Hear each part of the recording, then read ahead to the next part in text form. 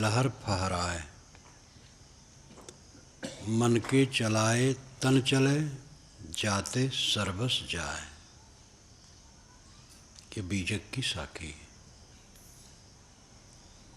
मन स्वार्थी आप रस। मन स्वार्थी है। जहाँ उसने रस मान लिया है, उसको लेकर के वो फहराता है, तरंगायित होता है। और मन चला तो तन चलता है, फिर सर्वस्व विनाश। एक ही साखी में मन की पूरी दशा का वर्णन है। मन स्वार्थी आपरस, विषय लहर फहराए, मन के चलाए तन चले, जाते सर्वस जाए। इस 3.5 हाथ के शरीर में मन अत्यंत सूक्ष्म है। उसके लिए कोई अनुमान नहीं किया जा सकता है कि कितना सूक्ष्म है। वो बहुत काम की चीज़ है और बहुत बेकाम की चीज़ है। उसके बिना एक वाणी भी बोली नहीं जा सकती है, कोई काम नहीं किया जा सकता है। लेकिन मन ही सबको परेशान किए है। सारे मनुष्य मन के द्वारा रगड़े जा रहे हैं। लेकिन ये भेद समझना कि मन अलग है, मैं अलग हूँ, ये भी बड़ी बात है। अच्छे अच्छे विद्वान, पंडित, महात्मा, मौलवी भगवान भगवान कह करके समय बिता देते हैं। परमात्मा, भगवान, ईश्वर की भक्ति करो, सब हो जाएगा। तुम कौन हो, क्यों उलझे हो? तत्व विवेक का बड़ा अभाव है। शास्त्रों में ये बातें जगह जगह हैं, लेकिन उसका अनुगमन पंडित महात्मा नहीं करते हैं। महिमापरक वचनों में उलझे रहते हैं। मैं हूँ और मेरे सामने दुख है। दुख क्यों है, कैसे निवृत्त होगा, ये तत्व विवेक है। तत्व का मतलब है अंतिमी सत्यता, और उसका विवरण करना, अलग अलग करना विवेक है। तत्व विवेक, आत्मा अनात्मा का विश्लेषण। मैं कौन हूँ? एक भक्त जब लगे सत्संग में, कुछ दिनों के बाद कहे कि आपके विचारों से अब पता लगता है कि मन अलग है, मैं अलग हूँ। आज तक ये पता ही नहीं था। जो स्मरणों की तरंगे चलती हैं, लगता है वही मैं हूँ। जो जो ख्याल आता है उसी में बहते रहना, यही अपना स्वभाव लगता था। अब समझ में आ रहा है कि मैं अलग हूँ और मन अलग है। जब कुछ ध्यान करता हूँ तो ध्यान में पहले मन ठहरता नहीं, लेकिन प्रयास करते करते थोड़े समय में ठहरने लगता है। और ठहरते ठहरते, अभ्यास होते होते ये बराबर समझ में आने लगता है कि मन अलग है, मैं अलग हूँ। अब आपके बताने से, सत्संग से, साधना से ये पता लगने लगा है। और ये बहुत मार्मिक बात उन्होंने कही। अच्छे अच्छे विद्वान बह रहे हैं मन में, सारा संसार ही मन में बह रहा है। वह धन्य है जो मन को समझता है और मन पर नियंत्रण करता है। मन सुख है, मन दुख है, मन मोक्ष है, मन बंधन है। मनो मनुष्याणाम कारणम बंध मोक्षो जो कहा गया है एक उपनिषद में यह है। जो मुख्य उपनिषदें हैं वो तो 11-12 हैं, लेकिन और भी उपनिषदें हैं जो 100 से अधिक हैं, छोटी छोटी, और उनमें भी काम की चीज़ें हैं। उन्हीं में ये श्लोक आता है, ये आधा श्लोक है। मनो मनुष्याणाम कारणम बंध मोक्षो। मन ही मनुष्य के बंधन और मोक्ष का कारण है। जब मन किसी से उलझा है तो अपना नरक होता है, और वही मन जब किसी से नहीं उलझा है तो स्वर्ग है। पत्नी से उलझ गया, अब पत्नी में बुराई बुराई ही देख रहे हैं। वो दिन भर सेवा में लगी रहती है, सब काम करती है, उस पर ध्यान नहीं है। कहीं उसने कट कह दिया, कहीं उसने उपेक्षा कर दी, कहीं अवज्ञा कर दी, और उसी को लेके मन खराब है और बेचैनी है, असंतोष है, पीड़ा है। और वही मन जब सुलझ गया कोई बात नहीं। जो दिन भर काम कर रही है, कट कह दिया, सबसे हो जाता है भूल चूक, और मन संतुलित हो गया। बस उसी पत्नी से कोई विरोध नहीं है। ये उदाहरण मात्र, पत्नी हो, पति हो, पुत्र हो, पिता हो, भाई हो, गुरु हो, शिष्य हो, गुरु भाई हो, पड़ोसी हो, समधी हो, लमधी हो, कोई भी हो। हमारा मन जब किसी के लिए द्वेष बना लेता है या मोह बना लेता है तो हमारा नरक होता है।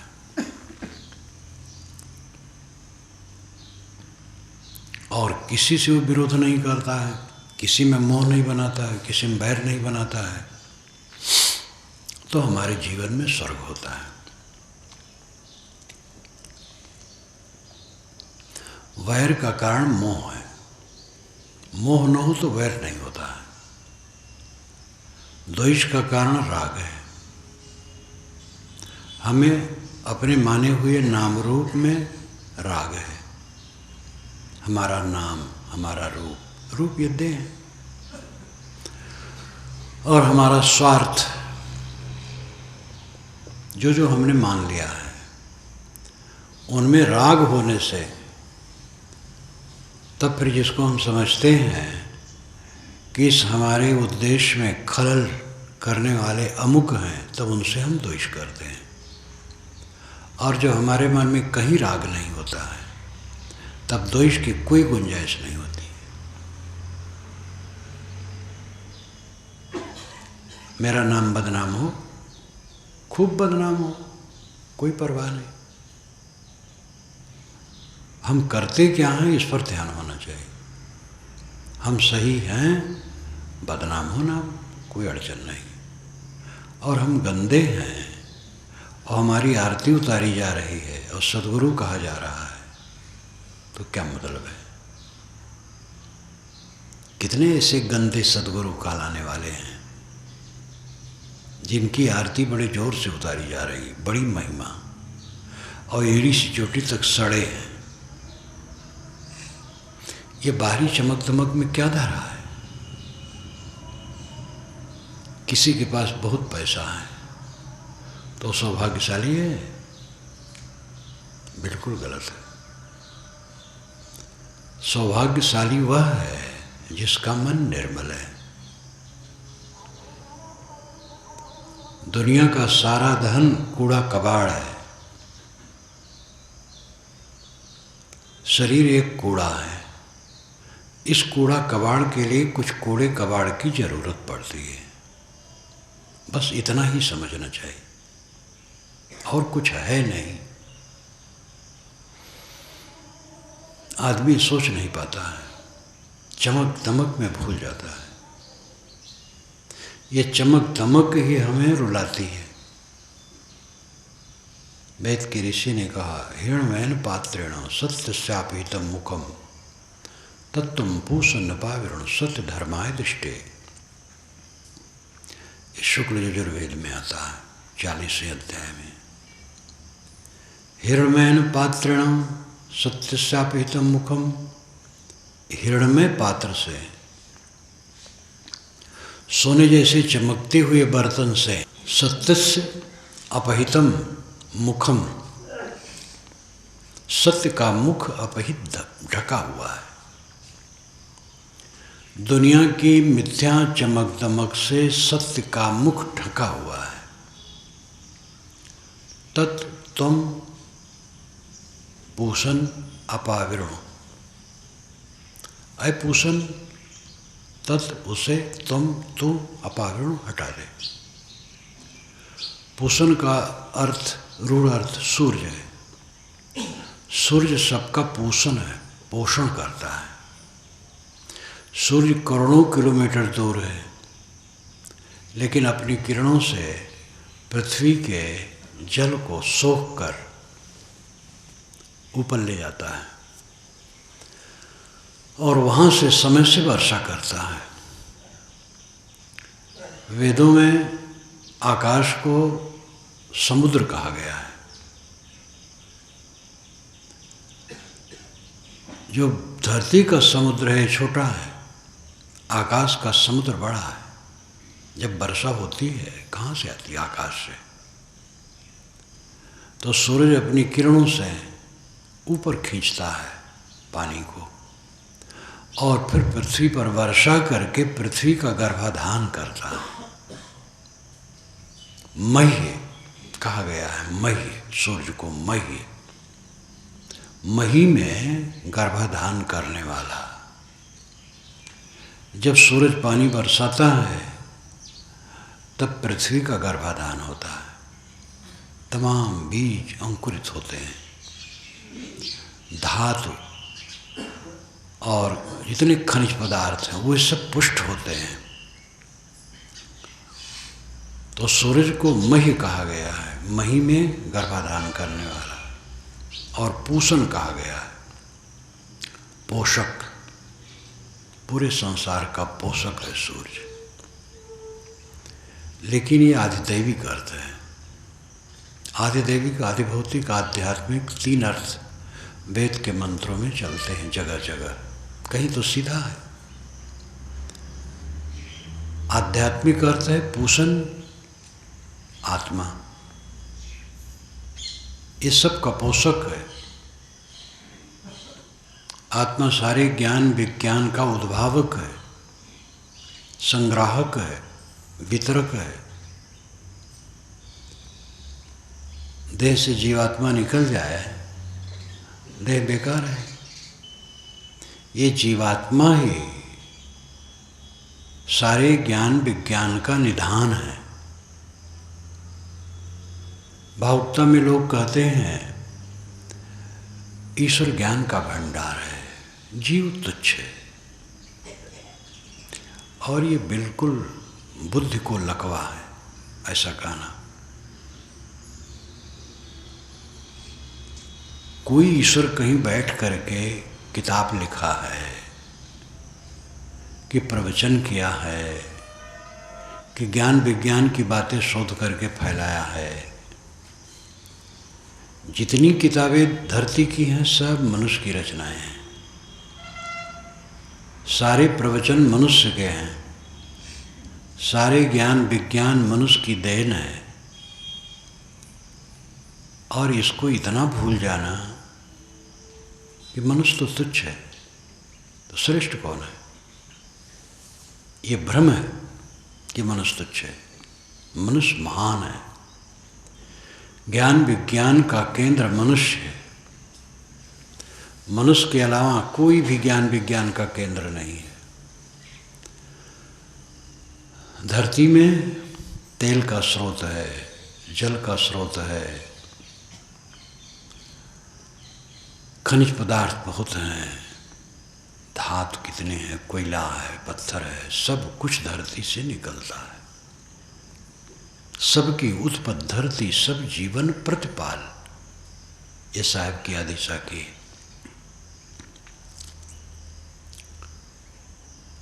इसी प्रकार ज्ञान का कोई स्रोत नहीं है पृथ्वी में या आकाश में।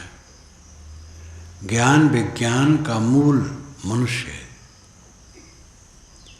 इस बात को भी शास्त्रों में जगह जगह कहा गया है, लेकिन विद्वानों का ध्यान उस पर नहीं है। महिमा परक है। भक्तों को भावुक बनाना और सस्ते में सब काम करना कराना, आचरण शिथिल रहे तो भी कोई हर्ज नहीं है। ऐसा काम बहुत किया जाता है, आज भी किया जाता है। ये धोखाधड़ी। पूषण ये जीवात्मा है। तत्तम पूषण अपावरण। अवर्थ कितना सार्थक यह है। हेणमेन पात्रेण सत्यस्यापिहितं मुखम। सोने जैसे चमकते बर्तन से सत्य का मुख ढका है। तत् तुम, उसे तू, अपावरण हटा दे। पूषण, कौन पूषण? सूरज हटा देगा? सूरज पूषण है आकाश में, वो भौतिक पदार्थों के लिए सहयोगी है, लेकिन हमारे माया मोह के चमक दमक के बर्तन को सूरज नहीं हटा पाएगा। ये आत्मा पोषण है, ज्ञान विज्ञान का पोषक है, उद्भावक है। तत्त्वम पूषण न पावरण। अपूषण, अज्ञान विज्ञान का पोषण करने वाला आत्मा, तत्तुम अपावरण, उसे तो हटा दे। क्यों हटा दे?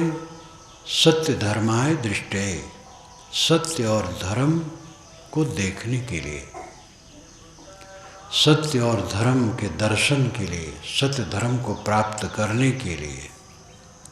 सत्य है आत्मा और धर्म है पवित्र रहनी। काहीं कबीर सत सुकृत मिले तो बहुर न झूले आन। हिडोला में साहब ने कहा, बीजक के हिडोला में, हिडोला 3 हिडोले हैं बड़े मार्मिक। पहला हिडोला ही लंबा है। शश शूर रैन शारदी तहाँ तत्व परले नाय, काल अकाल परले नहीं तहाँ संत बिरले जाए। जहाँ शश और सूर नहीं है, चाँद और सूरज नहीं है, तत्व नहीं है, परले नहीं है, काल अकाल नहीं है, ऋतु नहीं है, वहाँ कोई बिरले संत जाते हैं। तो क्या है? अपना आत्मा, चेतन आत्मा, उसमें जड़ प्रकृति नहीं है। ये कल्पना करना कोई लोक है, अमर लोक, वहाँ तत्व प्रकृति नहीं है। तत्व प्रकृति के बिना लोक कैसे होगा? सारा लोक तत्व प्रकृति से रचित है, और जो रचित है वो क्षरित है, क्षीण होता है। वो स्थिर कहाँ है? आत्मलोक ही वो लोक है। तस्याम आत्मायम लोक। ज्ञानी का आत्मा ही अपना लोक है, और उसमें चांद सूरज नहीं है, दुनिया नहीं है। ध्यान का अंतिम फल यही है, आत्मा में स्थित हो जाना, जहाँ दुनिया नहीं है, मन नहीं है, तन नहीं है, तत्व प्रकृति नहीं है, शश सूर नहीं है, ऋतु नहीं है, कुछ नहीं है।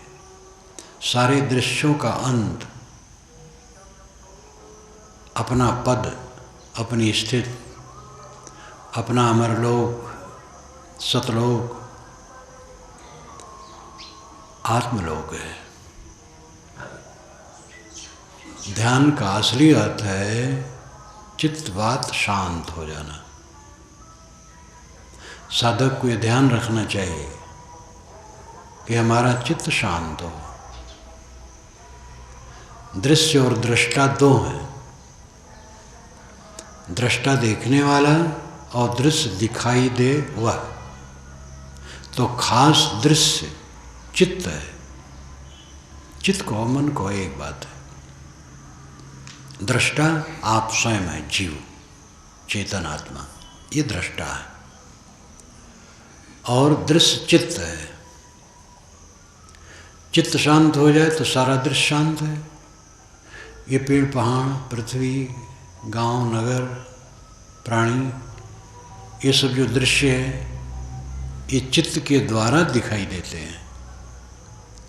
चित्त शांत हो जाए ये सब ओझल हो जाएंगे, कुछ नहीं दिखाई देगा। गाढ़ी नींद में चित्त एकदम शांत हो जाता है तो अपने माने हुए शरीर का भी पता नहीं रहता है।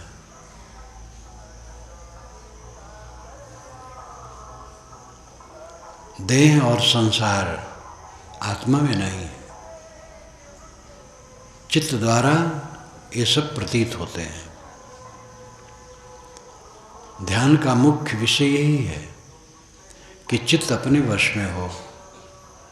चित्त से काम लेना है, खेत गोड़ना है, बीज बोना है, धान काटना है, और काम करना है, मकान बनाना है, रास्ता चलना है, पुस्तक लिखना है, भोजन बनाना है। जितनी क्रियाएं हैं इन क्रियाओं में चित्त की जरूरत है।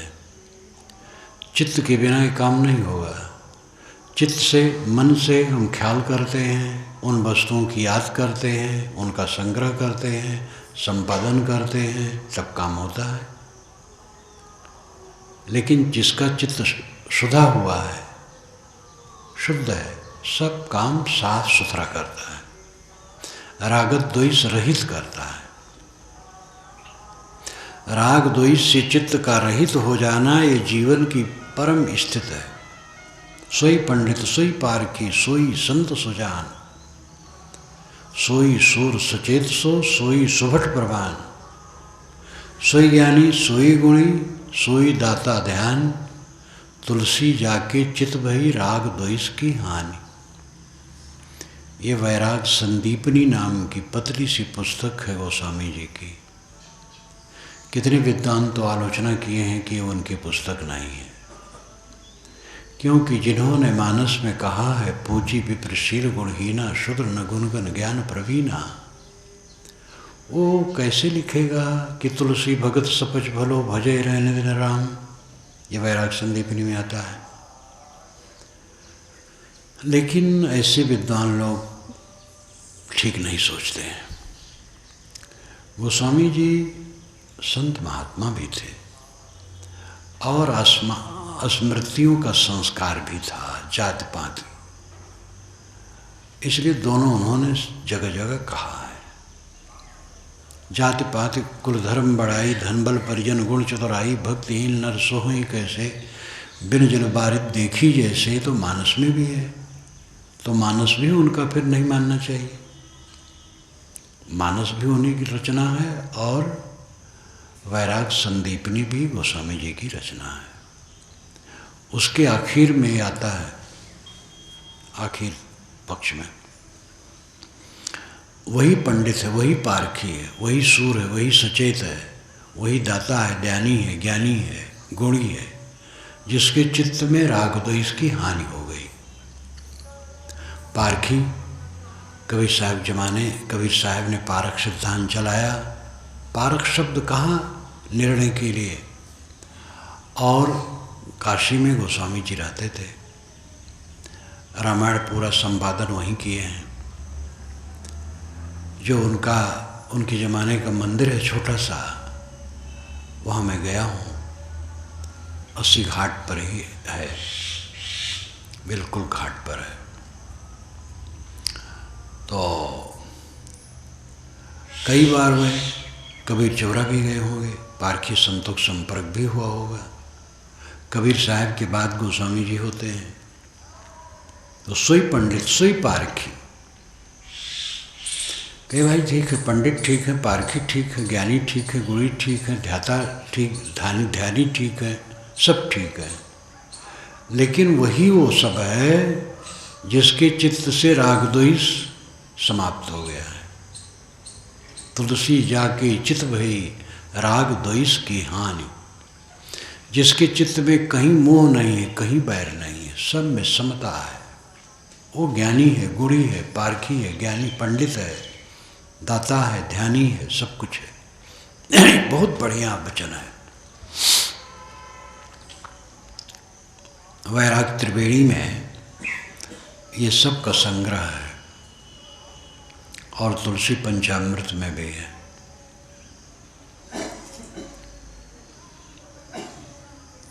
चित्त से काम करना है, चित्त राग द्वेष से बिल्कुल निवृत्त होना चाहिए।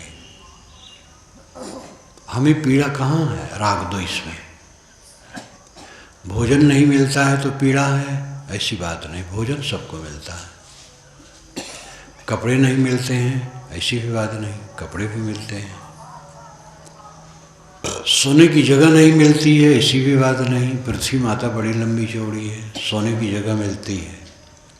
दुखी क्यों है? चित्त राग द्वेष में लिप्त है। अगर कोई भक्त हो जाए, साधु हो जाए, दीक्षा ले लेना और कपड़ा पाल लेना तो बहुत सरल होता है। राग द्वेष की निवृत्ति ये सब का मतलब है। बहुत दिन के महात्मा हैं, कई गुणों में अच्छे हैं, लेकिन चित्त में राग द्वेष है तो सफल नहीं। धन्य है वो इंसान जिसके चित्त से राग द्वेष की निवृत्त हो गई है। बैरी कोई है ही नहीं, मेरा विरोधी कोई है ही नहीं। सब अपना अपना स्वभाव बरतते हैं, अपना गुण, अपनी योग्यता का प्रदर्शन करते हैं। हम उसमें क्षुब्ध होते हैं तो हमारा छिछलापन है। मन स्वार्थी आपरस विषय लहर फहरा है। मन स्वार्थी है, अनादिकाल का अभ्यासी है। शब्द, रूप, रस, स्पर्श, गंध, इन विषयों का वो मोही है। और जहाँ जहाँ ज़्यादा आसक्ति है उसी के लहर में वो फहराता है। जैसे ध्वजा, ध्वजा पताका आकाश में उसके कपड़े लहराते हैं हवा से, वैसे मनुष्य का मन विषयों की वासना से लहराता रहता है।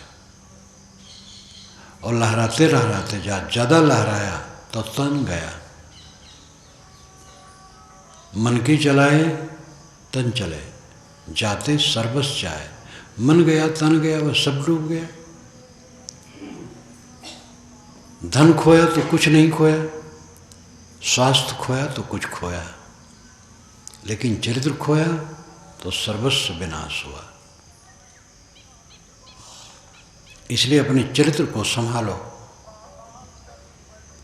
नवयुवक बचपन से ही ब्रह्मचर्य पालन करें। ये सब की सीख घर में नहीं दी जाती है। आजकल तो टीबी का रोग है, मोबाइल का भयंकर रोग है। मोबाइल काम की चीज़ है, लेकिन इसका दुरुपयोग बहुत कर रहे हैं लोग। बच्चे ब्रह्मचर्य का पालन करें। कौन माता पिता अपने बच्चों को ब्रह्मचर्य की सीख देता है?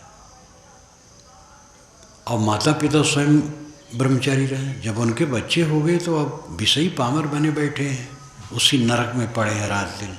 कौन विवेक है? कितने बच्चों को अपने माँ बाप से घृणा जो होती है उसमें भी कारण होता है। बच्चे जान गए, समझदार हो गए, और उनके सामने माँ बाप राग रंग वाले हैं तो उनको अंदर से घृणा हो जाती है उनसे। चाहे वो स्वयं भी आगे चल करके इससे भी खराब करें, लेकिन दूसरे को दोस्त तो दिखाई देता है, अपना दिखाई नहीं देता है। इसीलिए जब संतान हो जाए तब गृहस्थ को चाहिए दोनों ब्रह्मचारी बन जाए, संयम से रहे। उसका प्रभाव बच्चों पर अच्छा पड़ेगा। बच्चों को जो हम सीख देना चाहते हैं वो आचरण हमारे में होना चाहिए।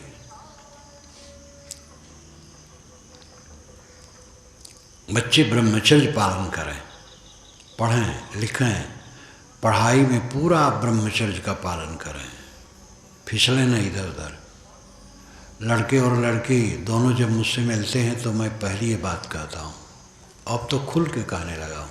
लड़कियों के लिए संकोच होता था, लेकिन ऐसा ज़माना आ गया लड़कियों को भी कहता हूँ, और सब खुश होते हैं, माँ बाप भी खुश होते हैं।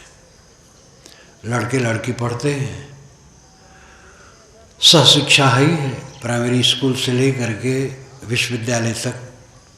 कहीं कहीं कॉलेजों में ऐसा है जो लड़कियों का केवल है, और उनके लिए वैसा प्रबंध है। कहीं लड़के लड़की पढ़ते तो एक जगह हैं, लेकिन निवास बिल्कुल अलग अलग है, और पहरेदारी है लड़कियों के दरवाजे पर, कोई नहीं जा सकता। कहीं कहीं है, बाकी तो इतना है।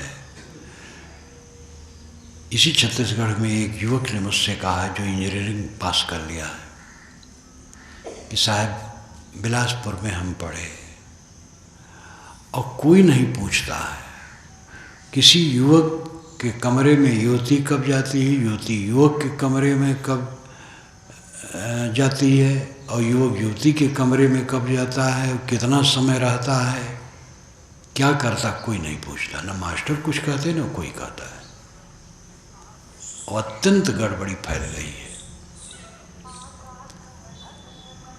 ये सरकार को भी ध्यान देना चाहिए, और कितने प्राइवेट जो कॉलेज हैं उनमें ये प्रबंध है।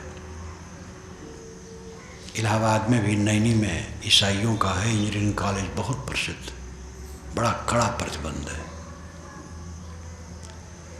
सहशिक्षा और सहकर्म पतन का सीधा रास्ता है। युवक युवती साथ साथ पढ़ रहे हैं, साथ साथ काम कर रहे हैं, कहाँ किसका मन फिसले कुछ ठिकाना नहीं है। अब इसमें अपने को संभालना जरूरी, इसको रोका नहीं जा सकता है। सहशिक्षा रुक नहीं सकती, सहकर्म रुक नहीं सकता। एक कारखाने में लड़के लड़के काम करते हैं, दफ्तर में काम करते हैं, हर जगह तो करते हैं। वो अपने को संभालें, ब्रह्मचर्य का पालन करें, और जब वो काम करें, योग हो जाएं, तो माँ बाप और स्वयं की रुचि के अनुसार विचार करके विवाह करें, मनमानी न करें। लव मैरिज जो आजकल चला है उसमें बहुत टुटन होती है, और दोनों पक्षों से बड़ी उदासीनता और खिन्नता होती है। इसलिए अपना स्वयं पसंद और माँ बाप के पसंद को करके तब विवाह करें, और फिर विवाह करने के बाद भी मर्यादा से रहें। विवाह करने का मतलब ये नहीं कि पतित होते रहें एकदम। जितना पतित होंगे, शरीर मन सब नष्ट होगा, और अपना व्यवहार का काम भी वो ठीक से नहीं कर पाएंगे, अध्यात्म क्या कर पाएंगे। और जब बाल बच्चे हो गए तब संयम से रहें, एकदम संयम से। ये सब जीवन जीने के तरीके हैं। और विषयी पामर बने बैठे हैं, बच्चे जवान जवान हैं, लंपट हैं माँ बाप, क्या बच्चों पर अच्छा असर पड़ेगा। मन स्वार्थी आप रस विषय लहर फहराए। मन स्वार्थी है, जहाँ जहाँ वो स्वार्थ मान लेता है, उसके लिए क्या क्या पाप नहीं कर सकता है। ये मन की गड़बड़ी जो जोर से मान लिया तो भाई का हक मारा जाता है, भतीजे का हक मारा जाता है, और कहाँ कहाँ सब भ्रष्टता का काम करते हैं।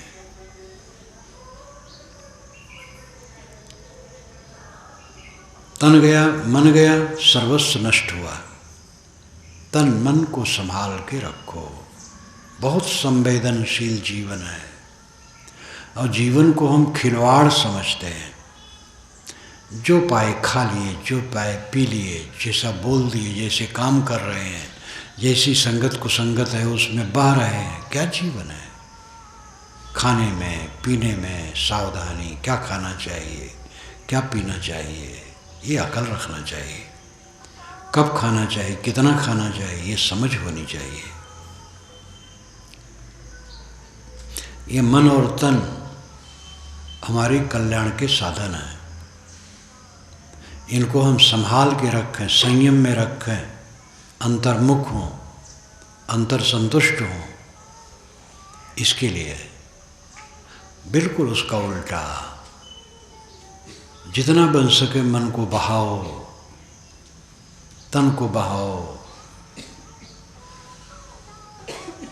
अच्छे अच्छे विद्वानों ने काम शास्त्र की रचना की है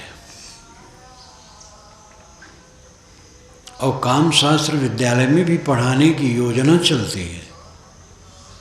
बीच बीच में रुकती है, विचारक रोकते हैं।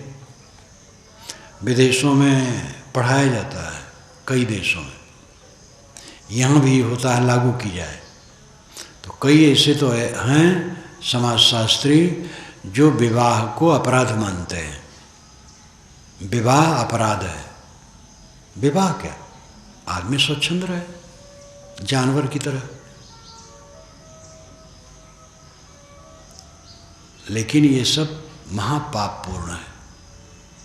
विवाह एक मर्यादा है और उसके बिना समाज भ्रष्ट हो जाएगा।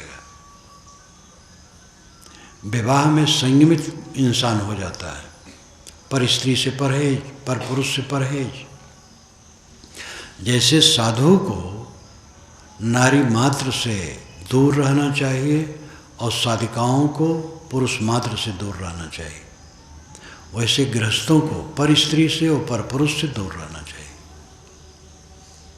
गृहस्थी विरक्ति दो ही धारा है, दोनों साधक हैं। गृहस्थ का मतलब थोड़ा है कि पतित होते रहें। गृहस्थ तो आदमी इसीलिए बना क्योंकि वो समझता था कि हम अपने को संभाल नहीं पाएंगे, तो अच्छा किया गृहस्थ बना। न गृहस्थ बनता, समाज में भ्रष्टता फैलाता तो कितना खराब होता। जिस आंगिक आकर्षण का व्यामोह था, विवाह के बाद वो समझ में आ गया। युवक को युवती से, युवती को युवक से आंगिक संपर्क की चेष्टा होती है और विवाह हुआ, इकट्ठे हुए, समझ ली यही है, तब उससे ऊपर उठना चाहिए। एक मलिनता है, एक छीड़ता है, एक वासना है, जीव का बंधन है, ये सब समझ में आना चाहिए और धीरे धीरे अपने को उठाना चाहिए विकारों से। साधु मार्ग में जो विरक्त मार्ग के लोग हैं, साधक साधिका हैं, उनको पूर्ण इसका पालन करना चाहिए, ब्रह्मचर्य का। गृहस्थ को भी अपने दर्जे अनुसार पालन करना चाहिए। संयम ही सुख है, अपने को समेट लेना ही सुख है, अंतर्मुख हो जाना ही सुख है। बाहर चमक दमक में जितना बहोगे, अपने तन मन को छीड़ करके नरक करोगे। जितना अपने को संभालोगे, सच्चे अर्थ में सुखी रहोगे। वह धन्य है जो अपने आप को पूर्ण संभाल लिया। और ये भी धीरे धीरे होता है। कोई साधक घबराए ना। कुछ साधक घबरा जाते हैं कि हम चाहते मन ठीक रहे लेकिन मन गलत पे चला जाता है। एक तो आरंभ में उतनी शक्ति नहीं रहती, सावधानी नहीं रहती है, और दूसरी अगर वो बहुत दिनों का अभ्यासी है और फिर भी इस प्रकार मन चलता है तो उसकी साधना में सशक्तता नहीं है। सशक्त चित्त से जो साधना करेगा सफल जल्दी होगा। मन का निर्विषय रहना, प्रशांत रहना, सुबस रहना, ये जीवन की बहुत बड़ी उपलब्धि है। उस तरफ सबको चलना चाहिए। जितना जो चल लेंगे उतना सुखी रहेंगे। गणित की तरह है। असली धर्म यही है। और धर्म विश्वास मात्र नहीं है। संप्रदाय की बातें विश्वास मात्र है। कोई अमुक को देवता मानता है, अमुक को अवतार मानता है, अमुक को पैगंबर मानता है, अमुक को अलौकिक मानता है। अनेक प्रकार के ईश्वरों की कल्पना, देवताओं की कल्पना, अमुक पूजा पाठ से उद्धार की कल्पना, ये संप्रदाय की बात है। लेकिन मन और उसका संयम और आत्मस्थित, ये संप्रदाय की बात नहीं है। आपका होना क्या है? आत्म तत्व, चेतन तत्व आपका होना है। चेतन ही आप है, आत्मा आप है। ये संप्रदाय नहीं है। आपका होना कोई संप्रदाय है? आपका अस्तित्व है। अब आपके सामने आपका मन है, वो भी कोई संप्रदाय नहीं है, वो भी, उसका भी अस्तित्व है। अब अच्छाइयाँ बुराइयाँ हैं, उनका भी अस्तित्व है। उन्हीं को संभालो, मन को संभालो, संयत करो, अंतर्मुख करो, अंतर संतुष्ट हो। ये कोई संप्रदाय नहीं है। ये सार्वभौमिक सत्यता है। सद्गुरु ने इसी को लक्ष्य लेकर के कहा है, समझे की गति एक है, जिन समझा सब ठौर, कहें कबीर ये बीच के बल कहीं और के और। जितने समझदार हैं सबकी गति एक है। गति कहते हैं ज्ञान को, गति कहते हैं गमन को, चलने को, गति कहते हैं प्राप्ति को, गति कहते हैं मोक्ष को। समझे की गति एक है। जिन्होंने ठीक से समझ लिया उनकी दशा एक है। समझे की गति एक है, जिन समझा सब ठौर, सब जगह जो जानने योग्य है कल्याण के लिए, वो सब ठीक से समझ लिया तो सबकी दशा एक रहेगी। कहीं कबीर ये बीच के बल कहीं और के और। कबीर साहब कहते हैं ये बीच के लोग और को और बकवास करते हैं, नहीं समझते हैं। कोई राम को, कोई रहीम को लेकर के झगड़ा करता है। असलियत है मन को ठीक करना। परिवर्तन जीवन में आना। रूमी साहब की जीवन चरित्र में बात आती है। एक मुस्लिम बादशाह, मुस्लिम देश के वो थे, मुस्लिम बादशाह जिसने आश्रय दिया था और विद्यालय कायम किया था। कुछ दिनों के बाद उसने पूछा, कहा कि आप उपदेश तो करते हैं, इतने दिनों से पढ़ाते हैं धर्म की बात, अनुगामियों में मैं कोई परिवर्तन नहीं देखता हूँ। इससे रूमी साहब काफ़ी आहत हुए थे। उन्होंने भी महसूस किया था कि मैं जिनको पढ़ाता हूँ उनमें परिवर्तन नहीं। उनके लिए वो आपस में राग द्वेष करते हैं। आगे चल कर के रूमी साहब को इतनी वितृष्णा हो गई तो उन्होंने शिष्य बनाना ही छोड़ दिया, दीक्षा देना ही छोड़ दिया। अब ये बात कोई संप्रदाय की है? कोई संप्रदाय की नहीं।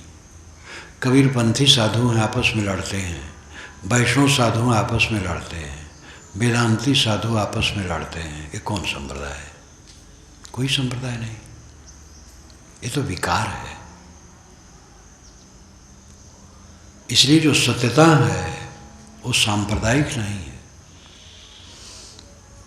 कबीर साहब का बीजक पूरा पढ़ डालो, संप्रदाय की बात ही नहीं है। एक प्रोफेसर ने कहा था, जब मेरी बीजक व्याख्या दोनों खंड उसके पास गई और पढ़ा फिर मुझसे मिलने आया।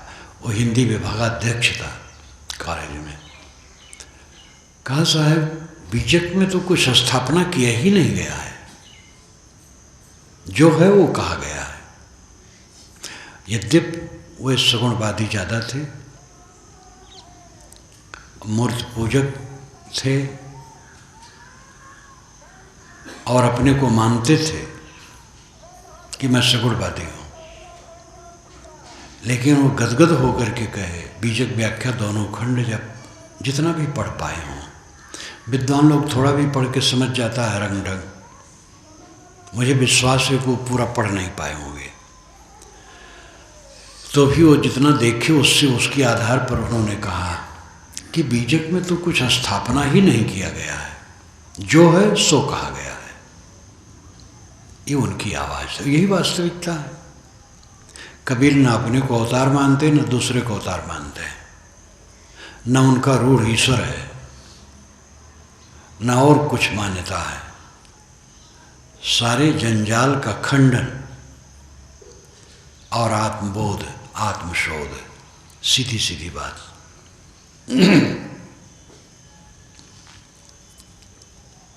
मेरा होना, मेरे मन का होना, मेरे मन का भटकना, मेरे मन का शांत होना, ये कोई संप्रदाय नहीं है,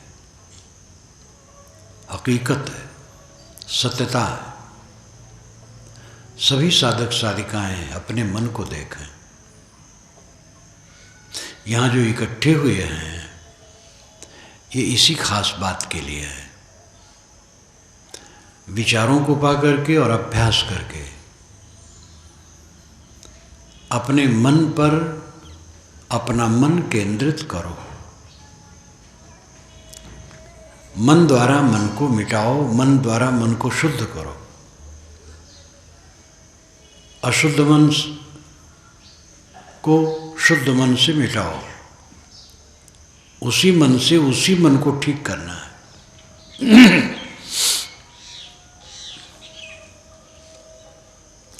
साधक का ऐसा अभ्यास होना चाहिए कि सब समय वो मन को देखता रहे। जब आप ध्यानाभ्यासी होंगे और ये लक्ष्य रहेगा कि हमारा चित्त शुद्ध और एकाग्र हो, तो धीरे धीरे सफलता मिलेगी और आगे चल करके उठते बैठते काम धंधा करते मन पर ख्याल रहेगा। व्यवहार में चंचलता आती है, अनेक लोग मिलते हैं, कोई कैसा है कोई कैसा है, तो उसमें मन की गड़बड़ी शुरू होने की संभावना होती है। हमारे साथ में कुछ लोग हैं, कोई तेज है कोई ढीला ढाला है, कोई खाने पीने में जरा ज़्यादा चटोर है, कोई ये सब परवाह नहीं करता है, कोई काम में लगा बहुत फुर्ती से काम कर देता है, कोई ढील होके काम करता है, आदत उसकी है। इन कई कारणों से जब हम व्यवहार में लगते हैं तो क्षोभ की संभावना होती है। अगर हम अपने मन पर कंट्रोल रखते हैं तो क्षोभ नहीं करेंगे और अपने साथियों से उलझेंगे नहीं। अपनी अपनी शक्ति और योग्यता के अनुसार लोग करते हैं। मन का संयमन हो जाने पर व्यवहार बहुत बढ़िया चलता है। आजकल तो ध्यान के विषय में बड़ी महिमा है और कारखानों के मालिक अपने वर्करों से कहते हैं कि तुम लोग कहीं जा कर के किसी गुरु के पास कुछ दिन ध्यानाभ्यास करो, तब यहाँ वो काम करो तो काम अच्छा होगा। सारी क्रियाकलापों का मूल मन है। मन गड़बड़ाया सब गड़बड़ाया, और मन ठीक है तो सब ठीक है। इसलिए अपने अपने मन को सब देखो, उसके साक्षी बनो और एकाग्र करो। मैंने कल कहा था, संतजन भी बताते होंगे मन को एकाग्र करने के लिए एक आधार चुनो। कोई साधक किसी महापुरुष के प्रति श्रद्धालु है, वह महापुरुष हो या न हो, उनके प्रति श्रद्धा है, उनका चित्र मन में ले करके अब उसी में मन को रोके। ये पहली साधना है।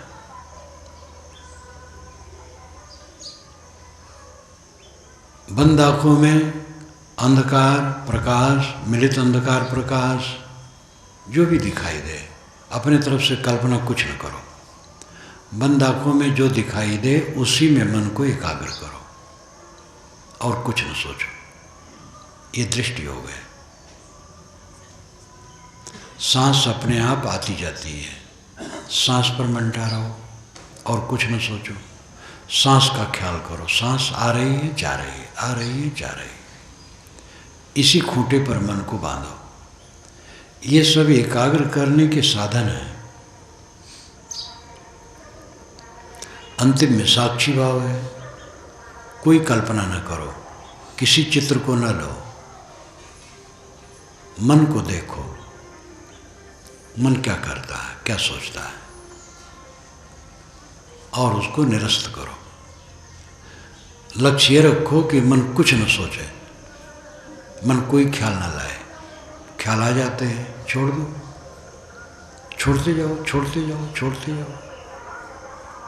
नदी के तट पर बैठे हो, नदी की तरंगों को देखते हो, बहते नहीं हो, केवल देखते हो।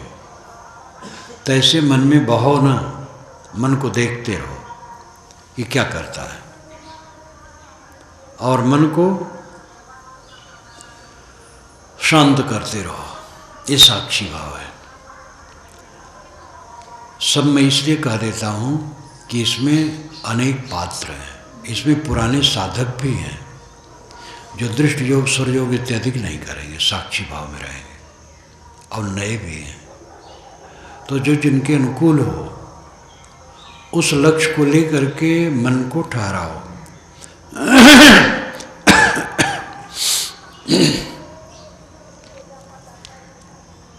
मूल बात है मन का शांत होना।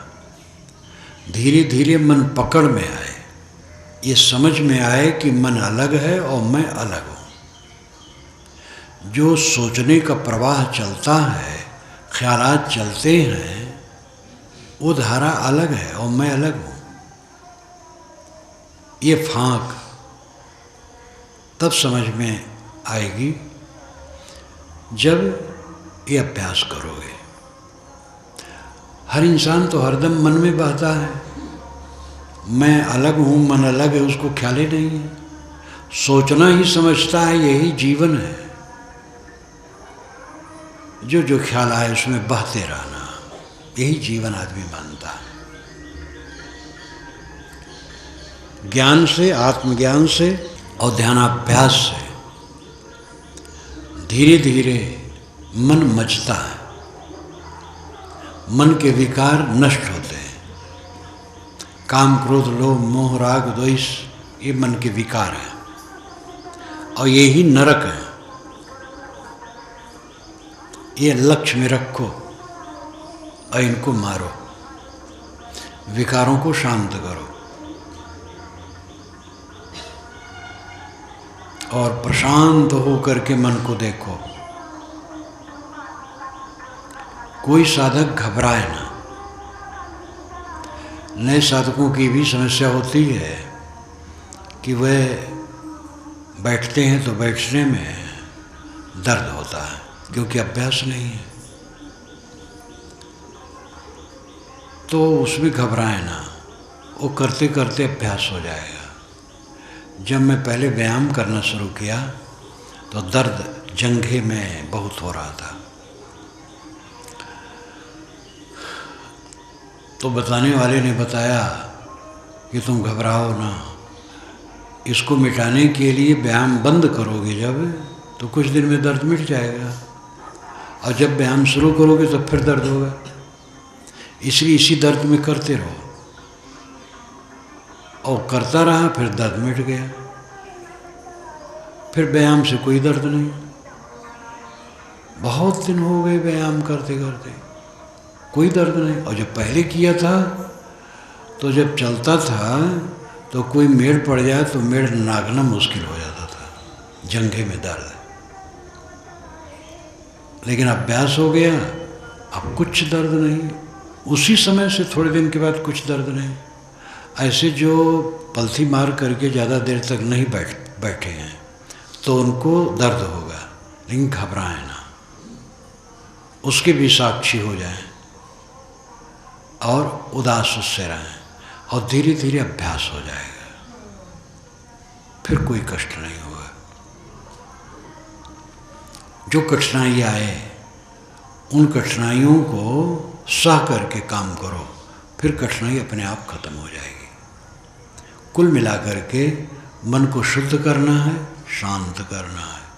मन शांत है, समाधि में है, इसका लक्षण है कि व्यवहार पवित्र है, किसी को कुछ नहीं कहता है, किसी के साथ दुर्व्यवहार नहीं करता है, किसी को तकलीफ नहीं देता है, अपने विरोधी की भी अहित कामना नहीं करता है। निर्मल मन, साधना का फल है निर्मल मन। इन बातों सब पर ध्यान रखो। अहम शुद्ध चैतन्य ज्ञान स्वरूपम अजराहम अमराहम अखंडम अनूपम। अहम शुद्ध चैतन्य ज्ञान स्वरूपम अजराहम अमराहम अखंडम अनूपम। अहम शुद्ध चैतन्य ज्ञान स्वरूपम अजराहम अमराहम अखंडम अनूपम। अहम शुद्ध चैतन्य ज्ञान स्वरूपम अजराहम अमराहम अखंडम अनूपम। अहम शुद्ध चैतन्य ज्ञान स्वरूपम अजराहम अमराहम अखंडम अनूपम। अहम शुद्ध चैतन्य ज्ञान स्वरूपम अजराहम अमराहम अखंडम अनूपम। इसका अर्थ है अहम नाम मैं, अहम मैं, शुद्ध निर्मल, अहम शुद्ध चैतन्य ज्ञान स्वरूपम, मैं शुद्ध ज्ञान स्वरूप हूँ। अजराहम अमराहम, अजर अहम अमर अहम, मैं अजर हूँ, क्षीण नहीं होता हूँ, अमर हूँ। अजराहम अमराहम अखंडम, अखंड हूँ, टूटता नहीं हूँ, विनष्टा नहीं हूँ। अजराहम अमराहम अखंडम अनूपम, अनूपम विलक्षण, प्रकृति जड़ प्रकृति से विलक्षण शुद्ध चेतन हो। ये आत्मज्ञान का शुद्ध स्वरूप इसमें वर्णन है। इसका भी मन में जप करना चाहिए। जो साधक जिसका मन ठहरता न हो, यही पाठ करते रहें अंदर अंदर, तो काफ़ी बढ़िया ध्यान हो जाएगा। कुल मिलाकर के यद्वा तद्वा तत् चित्ती पुरुषार्थ, जिस किसी प्रकार मन के विकारों को नष्ट करना है और मन को संयत करना है। आप लोगों के साथ मैं पहले ध्यान में पूरा बैठता था, बल्कि यहीं पर जब उधर नीचे होता था तो एक सज्जन दूर से आए थे, तो मुझे हर समय बैठे देख करके कहे कि आप साहब कुछ समय न बैठें, आपको बड़ा कष्ट होता होगा। तो मैं कहता था नहीं, अभी से कोई बात नहीं।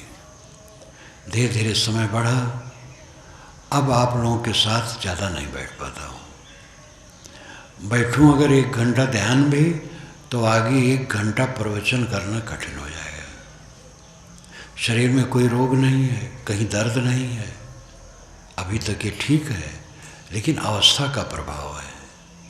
अब ये शरीर 80 के निकट होने जा रहा है, 2-3 सप्ताह में 80 लग जाएगा। तो ये जीर्ण है, इतना काम हो रहा है, यही बहुत बहुत है। तो आप लोगों के साथ बैठ नहीं पाता हूँ। अब यहाँ बैठूँ अगर 1 घंटा, फिर बोलना हो तो बोलने में तकलीफ़ लगेगी। आसन पर रहता हूँ तो वहाँ बैठ लिया, लेट लिया, आराम कर लिया, और ध्यान तो वहाँ भी करता रहता हूँ। लेटा रहूँ तो ध्यान में, बैठा रहूँ तो ध्यान में। फिर आप लोगों के लिया, आराम कर लिया, और ध्यान तो वहाँ भी करता रहता हूँ। लेटा रहूँ तो ध्यान में, बैठा रहूँ तो ध्यान में। फिर आप लोगों के बीच में आकर के 1 घंटा बोल देता हूँ। तो इसलिए आप लोगों के साथ में बैठ नहीं पाता हूँ। इसलिए भाई कोई अमर्ष न करना।